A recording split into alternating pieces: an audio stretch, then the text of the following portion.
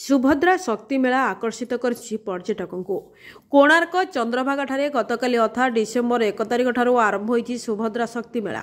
ए मेला December 7 तारिख पर्यंत अनुष्ठित होइछि। गतकाली मुख्यमंत्री श्री मोहन चरण माझी, उपमुख्यमंत्री श्रीमती प्रभाती परिडा, पुरी जिलार समस्त विधायक मानक उपस्थिति रे मेलार उद्घाटन होइथिला।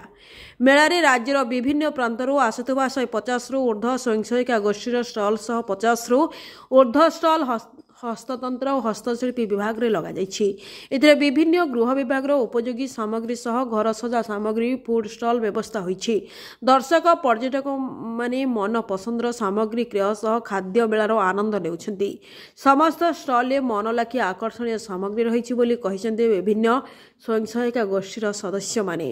केन्दुझरु आसिथिबा प्रगति महिला स्वयंसहायिका गोष्ठी, सुंदरगढ़ दिव्यज्योति महिला स्वयंसहायिका गोष्ठी, पुरीर विश्वकर्मा हैंडक्राफ्ट, कंधमालर माँ हस्तशिल्पी प्रोड्यूसर ग्रुप्र मार्केटिंग सदस्य माने सेमानंक स्टल पई बहु खुशी बोली कहिसन्ति।